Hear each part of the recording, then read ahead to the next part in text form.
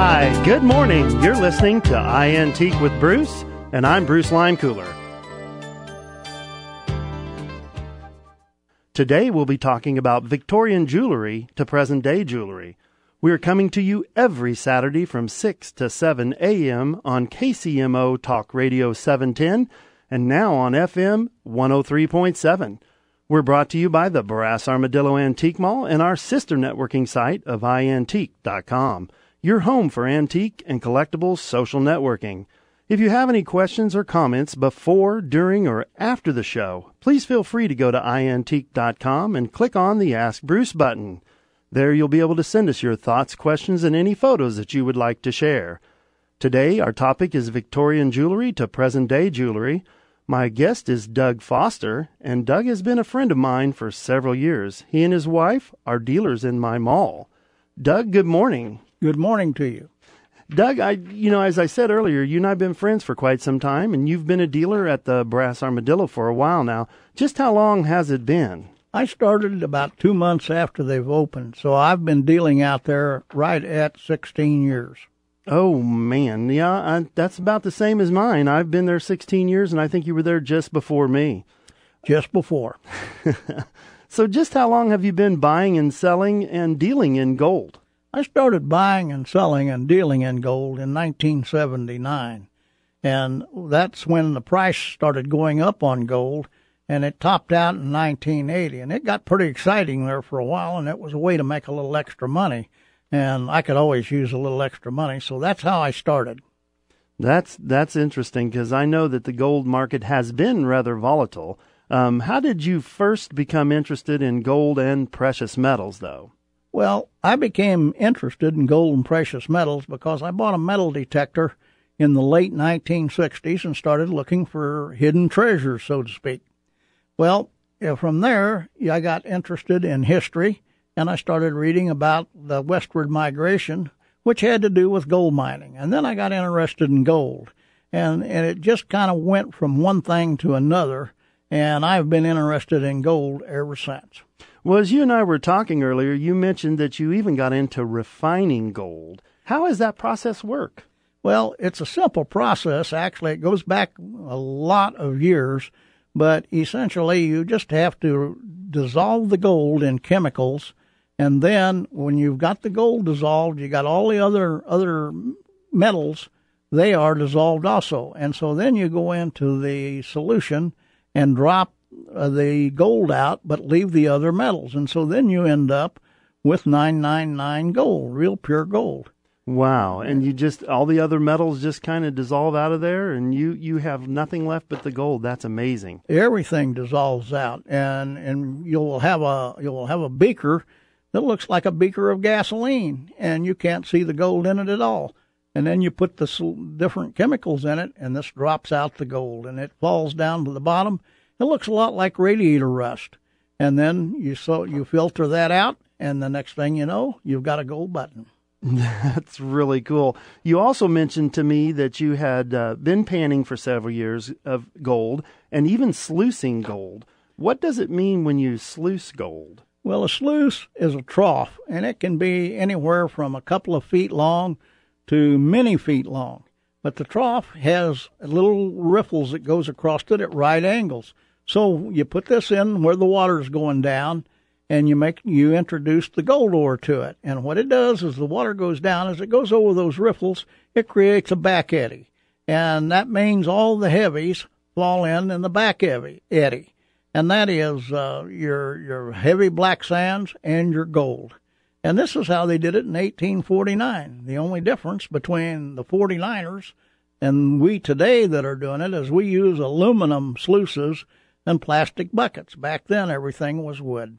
Wow, and so it's probably a little bit of a more efficient process today than it was then. It's much easier process. First place, the buckets aren't as heavy, and they have refined the sluice boxes to where you can actually get a sluice box that will work on different types of streams and places where the gold is found.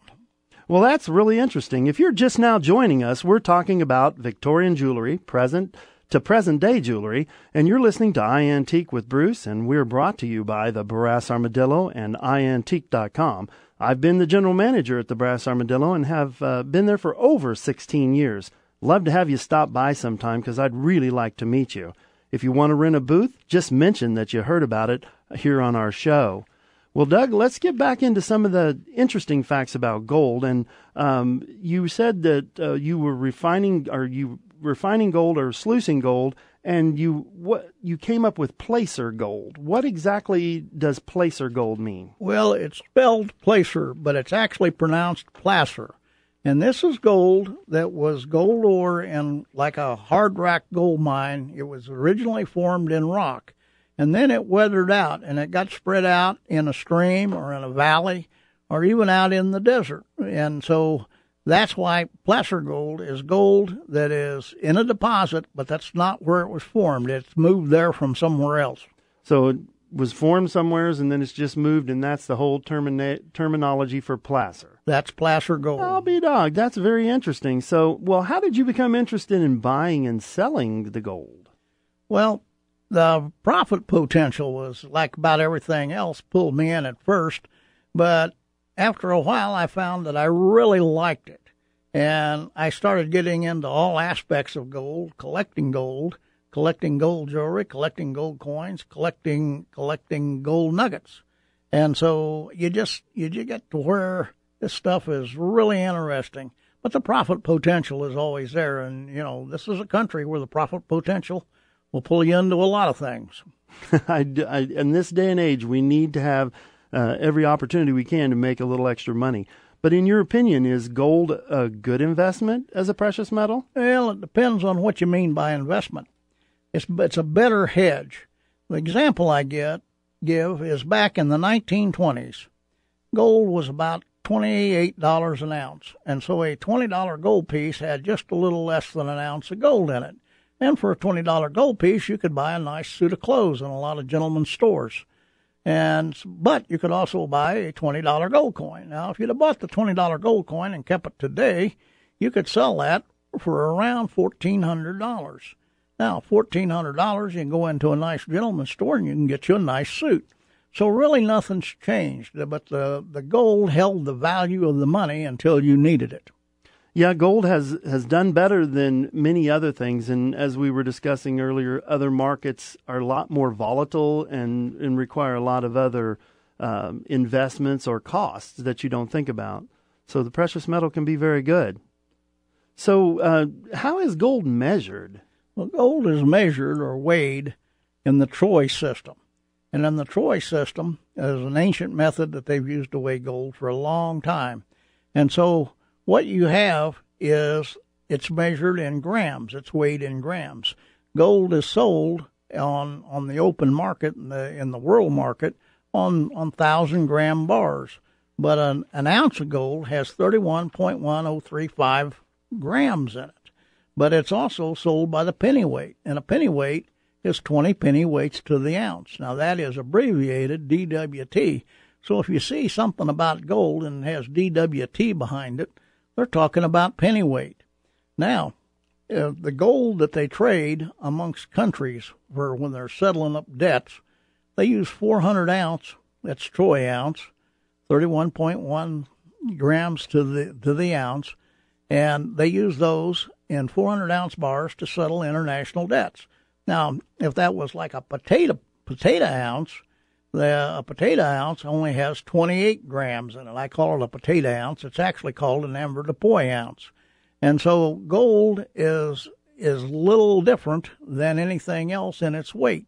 And so if you say, what weighs more, a pound of feathers or a pound of gold, well, it'd be the pound of feathers. But actually, it's gold because it only has 12 ounces to the pound. But if you weighed it the same as an avoirdupois pound, it would have 14.58 ounces to the pound. So that's kind of a trick question people ask sometimes. Yes. Could you tell us about, you said DWT was a marking. Could you tell us about some of the other markings that folks can recognize on gold? Yes, there's carat markings. And the carat markings run from 12 karat, 10 karat, 12 karat, 14 karat, 18 karat, and each one of those carats, if you divide that by 24, you get a percentage of how much gold is in that particular item. And for instance, a 10 karat item would have 0.417% of gold. It'd be 41 and 0.7% gold. A 12 karat item would be half. If you divide that by 24, you'd get 0.5. So it would have half of the weight would be gold. And in a 14 karat one, it's 0.587 or 0.585. And that would be 58.5% gold. Now, there are others that are out there. There is some that comes from England, and it's only 9 karat. And so it only weighs 317 in gold. Well, when we come back, I want to delve a little deeper into the English carats and why they're different. But you're listening to iAntique with Bruce, and our show today is Victorian Jewelry to Present-Day Jewelry. We are brought to you by the Brass Armadillo Antique Mall and iantique.com. That is iantique.com. You can also follow us on Facebook at Kansas City Brass Armadillo. Coming up at our store August 1st, 2nd, and 3rd is a big, huge preferred customer sale. Mark your calendars because the 15% off is on all antiques and collectibles in the mall. The sale will be here, so we'd like to have you stop by the store. Next week's show will be Young Collectors Collecting for the Future, and we'll dig into just what you can do as a dealer or a customer when buying for the young collector. We'll be right back, and when we come back, we'll be talking more about Victorian jewelry to present-day jewelry and its gold content. KCMO Talk Radio, where Kansas City connects with the Dave Ramsey Show. Don't wake up the day after Christmas with this horrible headache that feels like a financial hangover, where you go, what have I done? It'll be May before we pay off these presents. Make a list and check it twice, because you're not in Congress. You have to live on less than you make. Dave Ramsey, weekdays 9 to 11 a.m. on KCMO Talk Radio 710, now FM at 103.7. Kansas City's talk station, KCMO Talk Radio 710, now on FM at 103.7. Attention antique shoppers, if you're looking for the ultimate antique adventure, you will find it at the Brass Armadillo Antique Mall, just off I-70, between exits 21 and 24 in Grain Valley. We are the perfect place to stroll aisle after aisle of fine antiques and collectibles. Whether it's our fine antiques, vintage, or retro items, we have them all. Antiques are what we know at the Brass Armadillo. With hundreds of antique dealers and millions of items, it is a shopper's paradise. So come on out to the Brass Armadillo Antique Mall, just off I-70 between exits 21 and 24 in Grain Valley. We're open 9 to 9 every day. Come see what everybody's talking about.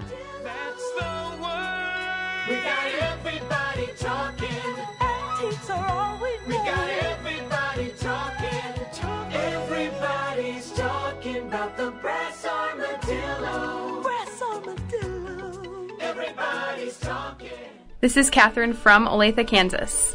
I chose Minimally Invasive Surgery Hospital because they have a lot of surgery options for weight loss rather than just the lap band or the bypass. They have the sleeve as well. Minimally Invasive Surgery Hospital. My experience was exceptional. The doctors are very educated and their staff is very kind and willing to do anything for you. Minimally Invasive Surgery Hospital holds free weight loss seminars on Saturdays. I recommend patients going to the seminar first so you can meet with the doctors that are actually going to be doing your procedure, to know the different procedures out there, and to really focus on what you want to happen as a result of your weight loss surgery. My family was leery about the surgery, but once they realized how happy it made me, they supported me the whole way. Minimally Invasive Surgery Hospital. Attend a free weight loss seminar, Saturday, August 23rd. Call 913-322-7401 or laplose.com. Introducing the YMCA. What, you already know the why? Or so you think. Sure, you know the why for a swim, a workout, even a game of hoops. But did you know we're more than that? We're a cause.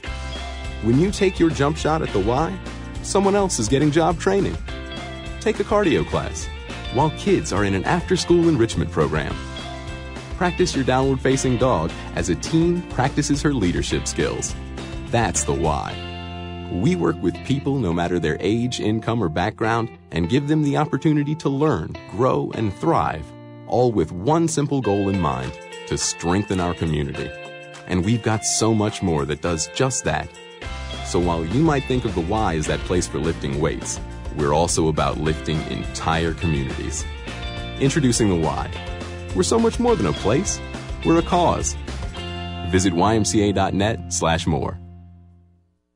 Are you interested in learning about antiques and collectibles? Join Bruce this Saturday during a new show at 6 a.m., I Antique with Bruce. Hear about new ways to make money in the antique business. You'll get an understanding of how the antique industry has changed from 20 years ago to now. Tune in Saturday at 6 a.m. on Talk Radio 710 a.m. or 103.7 FM. That's I Antique with Bruce. This Saturday at 6 a.m. on Talk Radio 710 a.m. or 103.7 FM. See you then. Stop, call or click before you dig safely. It's Underground utilities are everywhere, even in your yard. No matter how small the job, know the dangers before you dig. Call 1-800-DIG-RIGHT or 811 or click on mow1call.com. Digging without knowing where it's safe to dig can cause tremendous damage, even loss of life. Stop, call or click before you dig safely. It's the law. Call or click before you dig. This is Kansas City's talk station, Talk Radio 710, now on FM at 103.7.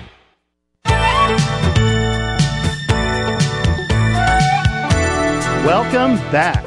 You're listening to I Antique with Bruce, and I'm your host, Bruce Limecooler. We come to you every Saturday from 6 to 7 a.m. on KCMO Talk Radio 710 and on FM 103.7. Our show today is Victorian jewelry to present-day jewelry. We are sponsored by the Brass Armadillo and iantique.com. If you have any questions, go to iantique.com and send them in. Just click on the Ask Bruce button. Next week will be Young Collectors, Collecting for the Future. And when we left off, we were talking to Doug Foster, and he was starting to bring up information about English gold and how it can be different. Can you tell us a little more about that? Well, yes. In England, they have the same marks that we do, but they also have some marks that we don't.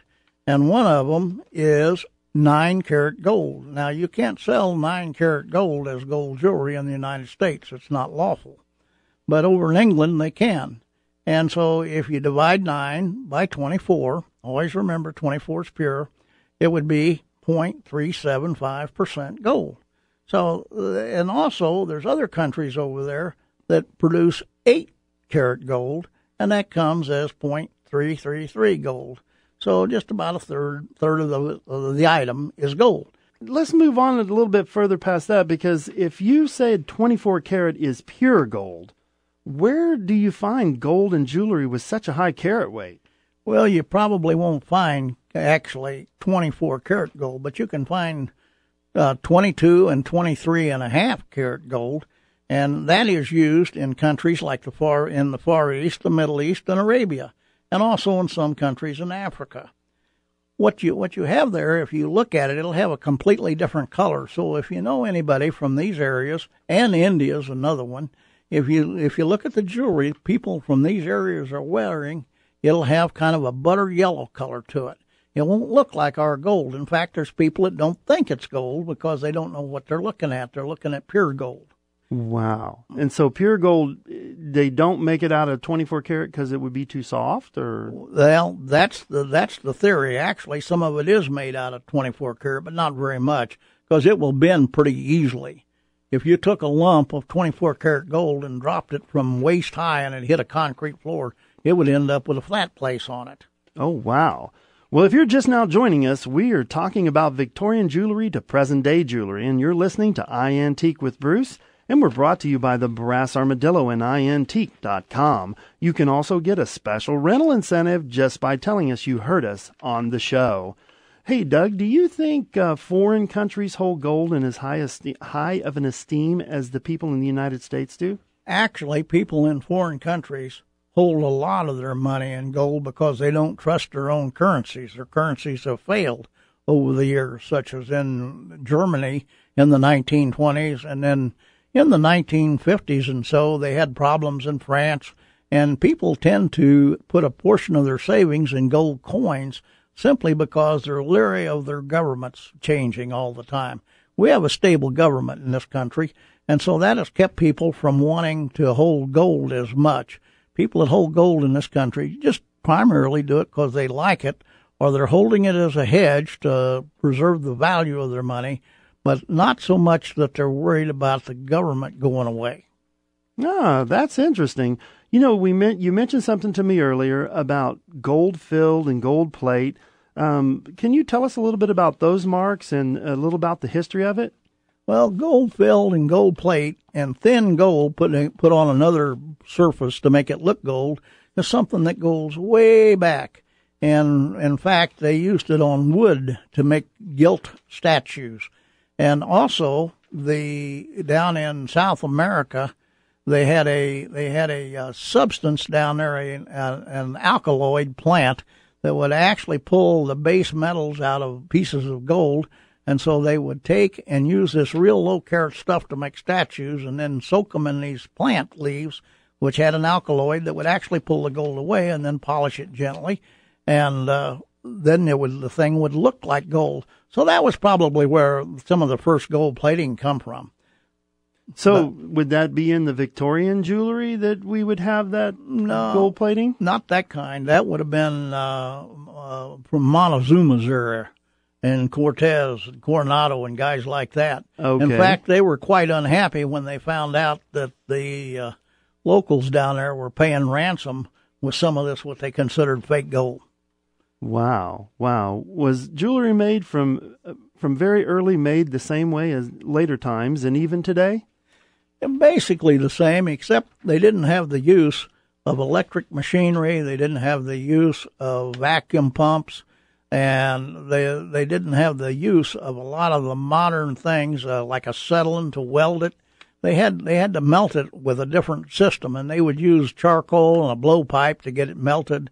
But they still made it with the lost wax process, and that's where they take a wax that a model of what they want to make, and then they take and put it in some clay or something, and then melt the wax out, and then introduce gold to it. Well, they didn't have vacuum pumps like we use now, so what they did was they would use something that was real wet and put down on the molten gold, and that would form steam and shoot it into the mold. Wow. Well, does gold-filled jewelry look different than karat gold? Can you tell? Usually, gold-filled jewelry will have a lighter look to it, lighter color. It won't be as dark and as rich.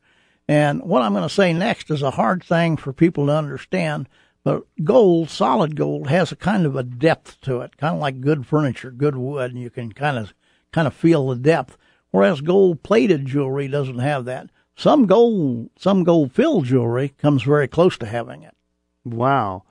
Well, what if a Victorian piece of jewelry is not marked, but it still looks like gold-filled? It probably is, if it has a good, rich color to it. And if you look at the places where the wear would have occurred, and you can sometimes see where it's worn plumb through all the way to the base metal, and you can actually judge how thick the gold is on it. And this doesn't really help the price of it, but it doesn't hurt it that much either, because a lot of times it's in a place that's kind of not noticeable. Yeah, and I noticed today you picked up 3 little gold-filled pins before we came in to do the show, and you were telling me how, yeah, it maybe costs $4 or $5, but there's probably $8 to $10 worth of gold there if you know how to do the refining. And I'm telling you, that is very, very interesting to me. But you're listening to iAntique with Bruce, and we're brought to you by the Brass Armadillo. The Brass Armadillo is hosting our August 1st, 2nd, and 3rd preferred customer sale. Mark your calendars and come on by. Everything will be 15% off in the store. After the break, we'll talk more about Victorian jewelry to present-day jewelry. Remember that it doesn't make any difference what you collect or what aspect of the antique business you are in. You'll learn something here today and every Saturday from 6 to 7 a.m. We would love to invite you to stop by the store, located just off I-70 between exits 21 and 24. I would really love to see you there, and if you're thinking about antiques as a business, the Brass Armadillo is the perfect outlet, and we would love to make you a part of our family. There are still plenty treasures out there. Could you be the one that finds that next hot item? On the battlefield, there's a saying America's military men and women live by. Never leave a fallen warrior behind, ever. Off the battlefield, Wounded Warrior Project operates with the same goal. We leave no warrior behind. Wounded Warrior Project is a non-profit organization created to help our men and women returning home with the scars of war. Whether those scars are physical or mental, we're here to make sure that they heal. And whether it's helping those with post-traumatic stress disorder live a normal life again, or giving much-needed support to injured warriors in veterans' hospitals. Because no one deserves our help more than the men and women who risk their lives to keep us safe.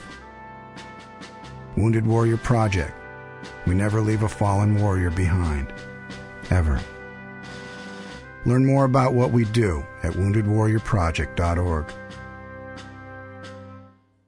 You're tuned in to KCMO Talk Radio 710 at 103.7 FM. Are you starting your day with a KCMO Morning Show and Greg Knapp? Under the new rules, you'll be able to qualify for an extension by checking a blue box on healthcare.gov to indicate that you tried to enroll before the deadline. They're going to take your word for it. That's nice. You know, I love this. I think this should spread to all parts of our government. If the IRS says you owe these taxes, you can say, oh, no, I don't owe those. Trust me. I think that should be good, right? No. Only for this does the government trust you. Greg Knapp, mornings 5 till 9 on KCMO Talk Radio 710 and 103.7 FM. Fox News Radio. I'm Lillian Wu. Another night of clashes in Ferguson, Missouri. Step back now. Demonstrations over the shooting death of an unarmed black teen peaceful until about midnight when a large crowd broke into the convenience store that 18-year-old Michael Brown allegedly robbed the day he was killed. Police say some of the crowd began throwing rocks at police who then used tear gas. Some of the protests were saying... We're hearing the narrative that a box of cigars is not worth an individual's life. Of course, that's going to be countered by the incidents and the way things came about and whether the officer felt that he was threatened to the point that deadly force was necessary. Fox's Mike Tobin. And a couple in northern New York facing another court appearance next week in the abduction of 2 Amish girls from a roadside stand. Officials say the couple intended to physically harm or sexually abuse the 2 sisters. Fox News. We report. You decide.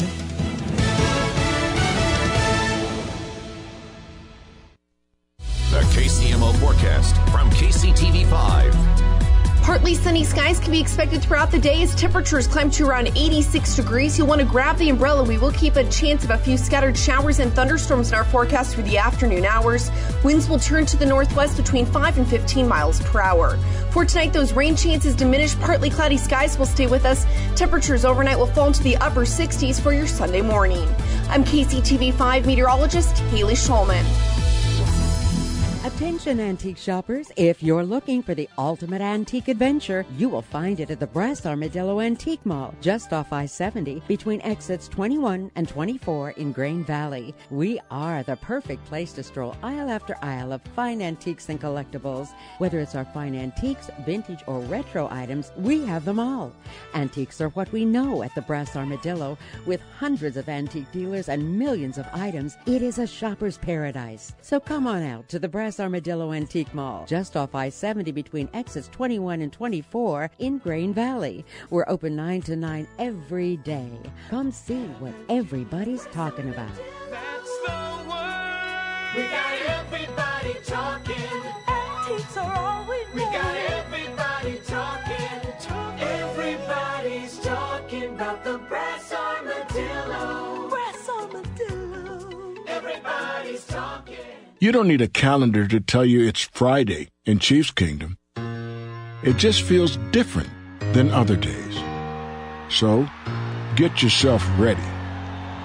On Red Friday, September 5th, don your Chiefs gear and donate $4 to Ronald McDonald House Charities of Kansas City for your Chiefs Kingdom flag.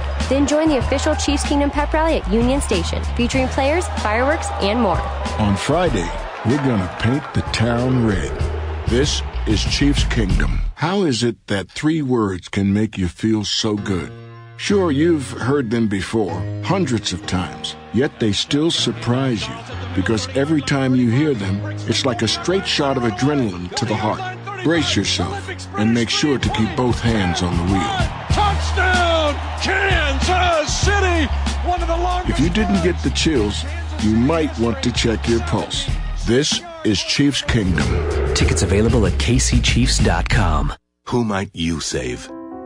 Your mother, your father, your husband, uncle, aunt, son. Learn FAST, F-A-S-T, the sudden signs of a stroke, and you could save your friend, your best friend, teacher, boss, coach. F, face drooping. A, arm weakness. S, speech difficulty. T, time to call 911. F-A-S-T, face, arm, speech, time. That's F, face drooping. A, arm weakness. S, speech difficulty. T, time to call 911. The sooner they get to the hospital, the sooner they'll get treatment. And that can make a remarkable difference in the recovery of your neighbor, the waiter, a fellow shopper, a total stranger, grandmother, grandfather. So learn FAST, the sudden signs of a stroke, then pass it on, because you never know who might save you. Your wife, your colleague, teammate, mother. Spot a stroke fast. Visit strokeassociation.org. Brought to you by the American Stroke Association and the Ad Council. KCMO, feeding your mind 24/7. Information you trust, powered by Fox News. KCMO Talk Radio 710, now at 103.7 FM.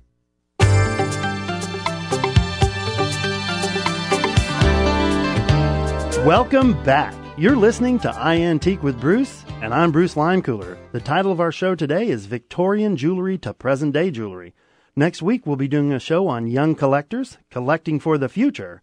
We come to you every Saturday from 6 to 7 a.m. on KCMO Talk Radio 710 and on FM 103.7. We're brought to you by Barras Armadillo and iAntique.com. iAntique is your home for social networking. So if you have any questions or comments, go to iAntique and you can send them to me there. I'd like to get back into our discussion. Doug has been a very interesting person, and during the break we were having some discussions about Victorian jewelry. And so, Doug, is there much of the Victorian gold-filled jewelry still out there in the market today? Quite a lot of it. There's probably not as much as there used to be because a lot of it has gotten scrapped during the era of high gold prices. And in a way, this is a shame, but it's worth what it's worth. And if it'll bring more as scrap than it will as a piece of jewelry, then it'll get scrapped. But there's a lot of Victorian jewelry out there, and it'll show up at estate sales and antique stores and flea markets. It can show up anywhere.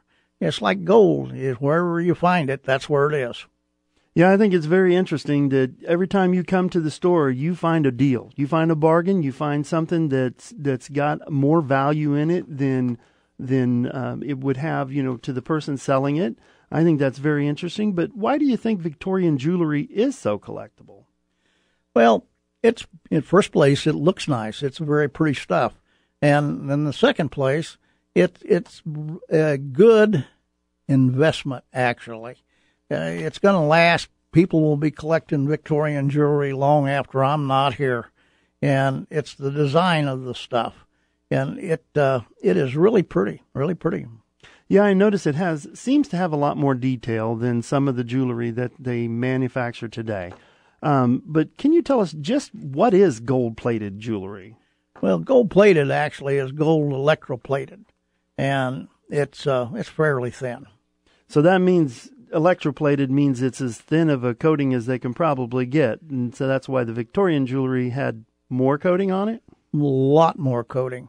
The gold electroplated jewelry is usually on there in as low as a half a micron, and frequently it's just 1 micron, whereas the gold-filled jewelry was actually a thin piece of gold that was bonded to a piece of other metal and then made into the jewelry. Wow. Well, let's get back to the carat jewelry because that's the one that seems to have the biggest interest. What are some of the ways that carat gold has value? Well, carat gold has value several ways. The first place is the actual intrinsic value of the metal or the gold, and that fluctuates with the daily price of gold. The other is in the design. The design of the stuff can be really neat, and so that is a matter of personal preference. And so that has value to the person that owns it. When people go to a jewelry store, they're looking for just that special ring. Now, the other way that it has value, if it happens to be made by a name designer such as Tiffany or Fabergé or Cartier or somebody like that would give it extra value. Jules Jurgensen, I believe I'm pronouncing that right, is very popular in some areas. Well, if you're just now joining us, we're talking about Victorian jewelry to present-day jewelry. You're listening to iAntique with Bruce, and we're brought to you by the Brass Armadillo and iAntique.com. I've been working at the Brass Armadillo for over 16 years now. I'd love to say hi to you. Come on by and just get a special rental incentive when you mention that you heard about it on the show. You talked about the different values of karat gold and why it could be, but we were also talking about there's another value. Let's take your wedding ring, for example. Mine is valuable to me because it is gold, but tell us about your wedding ring. That's an interesting story. My wedding ring is the most valuable piece of gold that I own. My wife and I, we got engaged and married in 1999, and we were actually in a gold mine and campground at the time. And so I said to my wife, if we're going to get married, we're going to need something. And she said, well, what's that? And I said, we're going to need rings. They're made out of gold, so we need to get digging. And so we actually mined all the gold in our wedding rings. Now, one thing I'd like to point out here, when you're mining gold, when you dig that gold up, you're the first human being to ever see it. Whereas if you buy regular gold in the market and make a piece of jewelry out of it, this gold has been made and remade and melted and remelted over the years and made into jewelry. The piece of gold that you buy at the jewelry store may have gold in it that came from an Egyptian tomb. Wow. The stuff never goes away. So, but my wife's ring and my ring, we know where that come from because we dug it. That's a very cool story. Where are some of the places that collectors and or buyers just who want to find gold can go out there and find it? Well, flea markets are a good place. Antique stores are a good place. Auctions are a very good place. On the internet is a good place, but my favorite place is antique malls. And the reason for that is because most of the malls have several dealers in there and up to a couple of 300 in some of them. Yes, and this is a lot of people out there looking for stuff that they're bringing into the mall, so you have a good selection of unusual items to check from.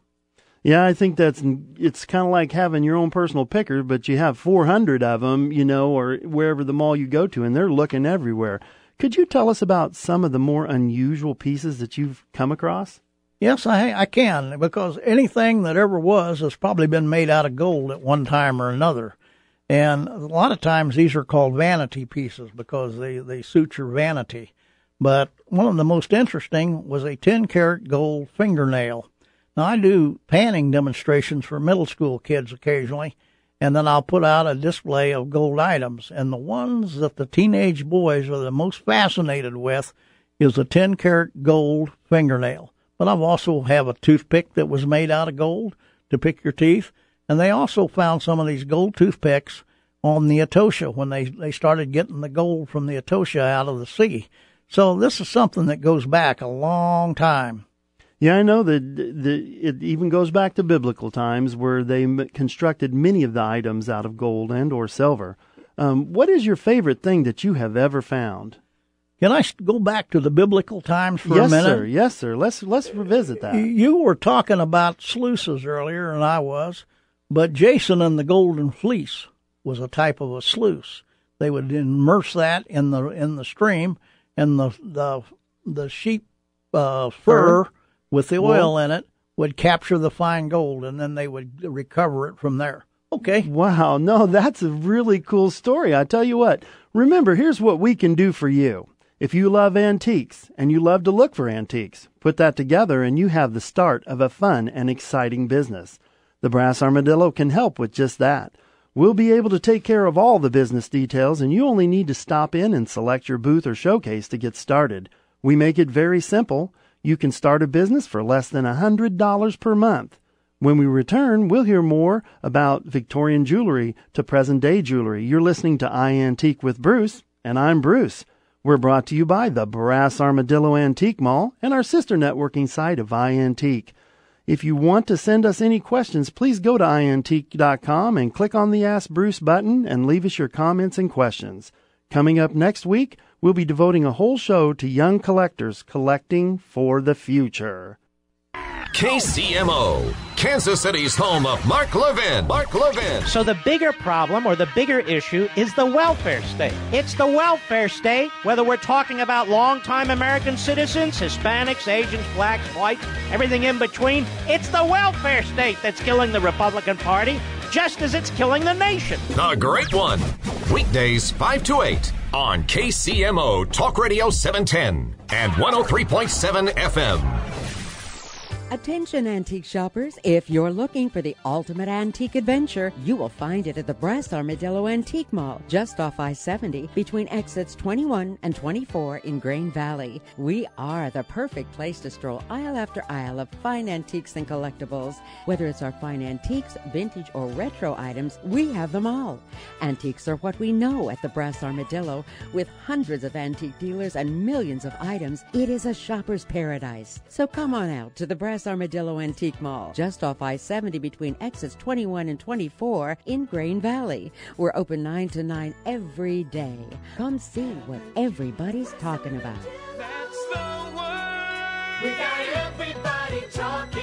Antiques are all we know. We got everybody talking. Everybody's talking about the Brass Armadillo. Brass Armadillo. Everybody's talking. Do you have unwanted items in your home or office, or just want to get rid of things you no longer need? Cerna Brothers can help. Cerna Brothers can clean out an entire estate or simply remove unwanted items from your home or office. Cerna Brothers recycles and donates when possible to reduce the amount it takes to the landfill.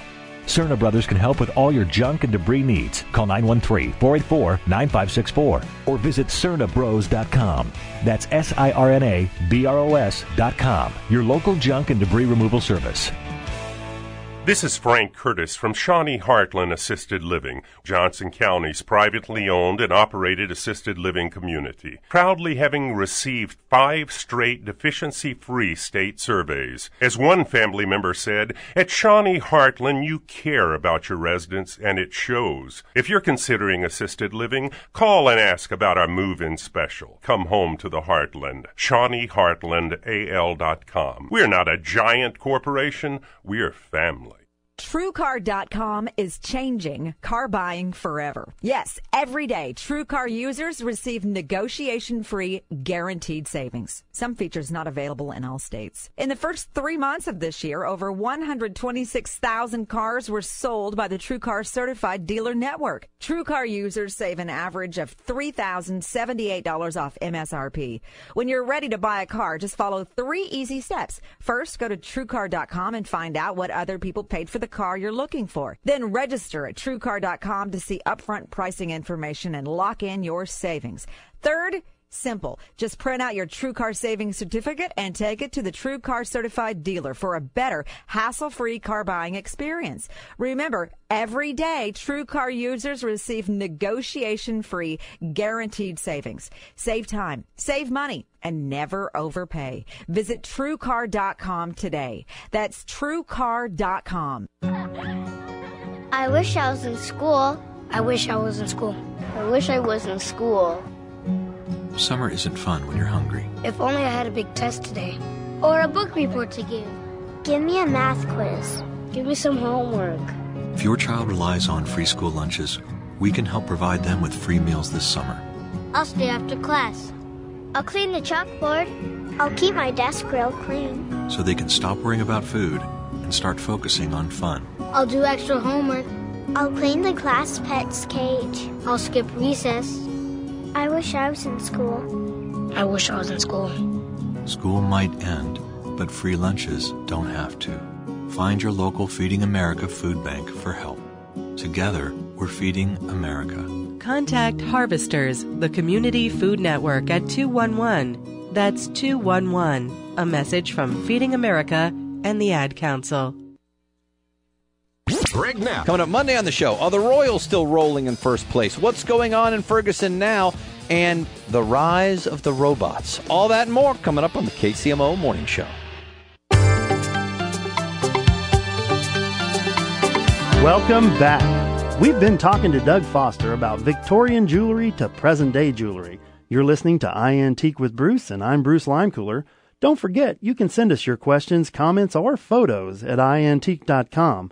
Once there, just click on the Ask Bruce button, and you can also get a special rental incentive if you decide to stop by the store and let us know you heard about it on the show. We're located in Grain Valley, Missouri, and we're open 9 a.m. to 9 p.m. 7 days a week, 364 days a year. Remember, it's the best place for the best value. Okay, Doug, we were talking about some interesting things that I would like to pursue a little bit further, and we went back to the biblical times, but what is your favorite thing that you have ever found?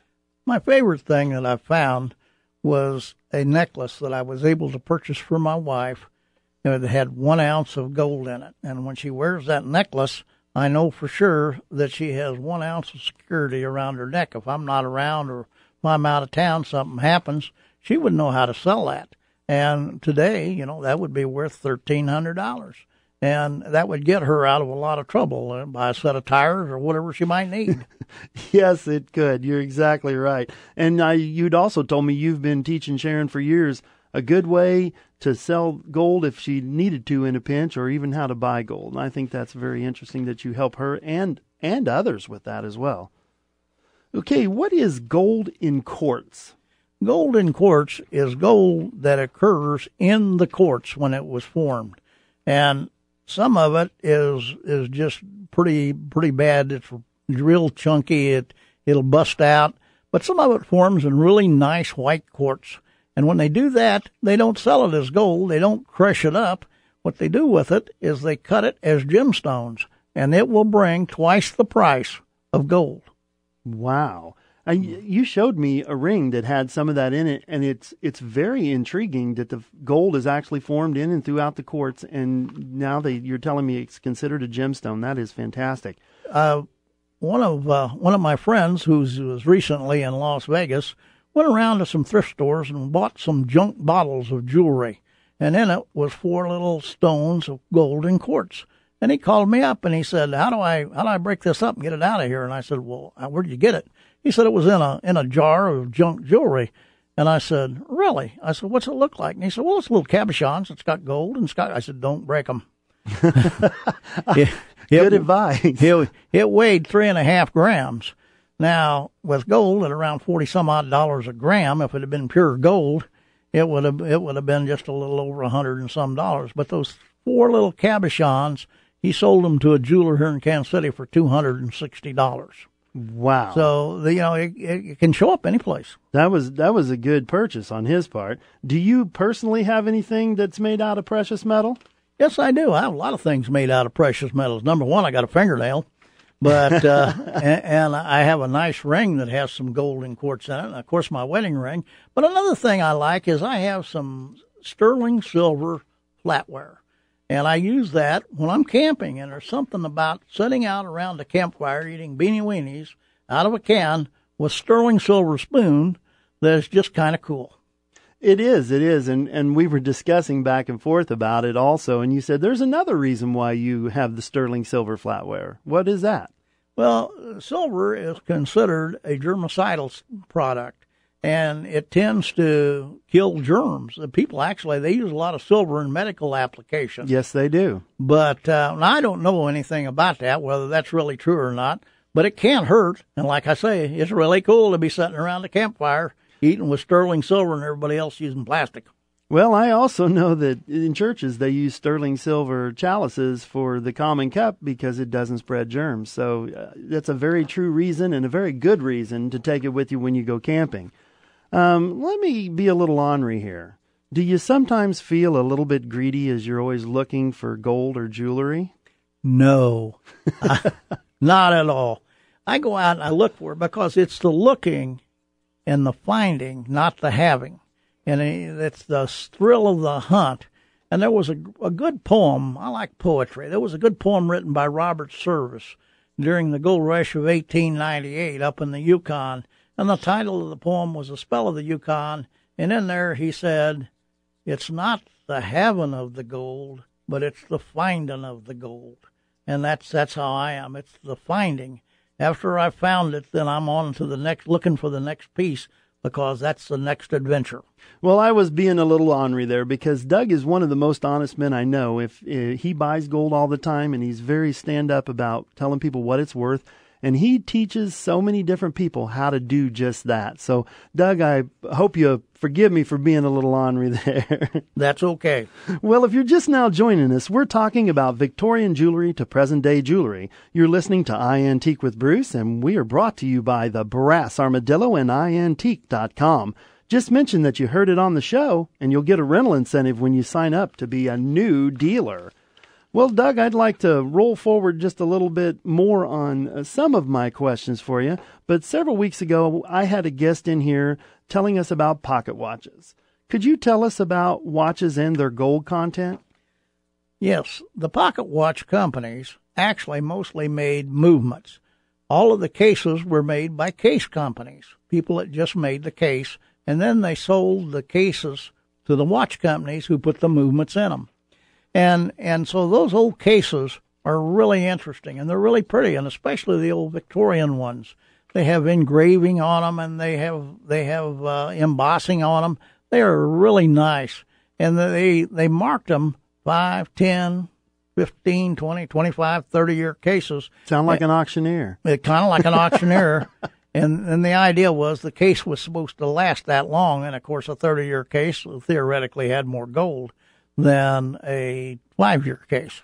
Now that makes good sense. That makes good. Vern was my guest during that show, and he did an awesome job explaining the history of pocket watches. But my wife likes rose gold or Black Hills gold. Can you tell me what those are and why they're different than other gold? Well, rose gold is particularly pretty if you like the color, and I do. And it was very popular back in the 20s and 30s and also in the Victorian period. Rose gold is made by alloying gold, 10 karat mostly, with just copper. Copper is a red metal, so when you put the red with the gold, you ended up with the rose color. It's also getting popular again. I bought my wife a nice watch for Christmas this year, and she wanted a rose gold one, and so that's what she got. So it's still popular. And Black Hills gold? Black Hills gold is gold of different colors, and they've alloyed it with different metals to give it a different color. Let's take white gold, for example. They can alloy the gold with white metals such as silver, palladium, nickel, and things like that to give it a white color, even though it's still gold. And they have also developed, of course, the rose gold, and they can alloy it with different metals to make it different colors. There's hundreds of different alloys. Wow, Doug, you are just a real wealth of information, and I'm going to have you come back sometime just to tell me more about it. But you said something earlier. You said that you must always have the right amount of gold. Just what does that mean? What that means is if it's a 12-karat gold item, 50% of the metal in that item needs to be gold. 50% can be other metals, but at 50% has to be gold because that is the integrity of the ring or the piece of jewelry, and people know how much gold it has in it. And you've got the other percentages, plus like 417 for 10, and you've got 585 for 14. And so no matter what the other alloys are, they can be anything that they choose to use, but the gold has to conform to the correct percentage. Wow, that's really interesting. I know, Doug, there's so many other things I'd really love to talk to you about, but we're running out of time for today. But, I want to maybe you'll come back and visit us sometime in the future because Doug also collects knives and fossils and so many other interesting things. But next week's show is going to be on young collectors collecting for the future. You're listening to iAntique with Bruce, and we're sponsored by the Brass Armadillo and iAntique.com. Remember that it doesn't make any difference what you collect or what aspect of the antique business you are in. You'll learn something here today and every Saturday from 6 to 7 a.m. We're located just off of I-70 between exits 21 and 24. I'd love to see you stop by the store and mention that you heard it on the radio, and you'll get a special rental incentive. New dealers are like oxygen. They breathe life into the industry. There's still plenty of treasures out there. Could you be the one that finds that next hot item? Take a retro road trip to the Brass Armadillo Antique Mall and join us for a vintage adventure. Come see what you can find. Attention antique shoppers, if you're looking for the ultimate antique adventure, you will find it at the Brass Armadillo Antique Mall, just off I-70 between exits 21 and 24 in Grain Valley. We are the perfect place to stroll aisle after aisle of fine antiques and collectibles. Whether it's our fine antiques, vintage, or retro items, we have them all. Antiques are what we know at the Brass Armadillo. With hundreds of antique dealers and millions of items, it is a shopper's paradise. So come on out to the Brass Armadillo Antique Mall, just off I-70 between exits 21 and 24 in Grain Valley. We're open 9 to 9 every day. Come see what everybody's talking about. That's the word. We got everybody talking. Antiques are all we know. We got everybody talking. Everybody's talking about the Brass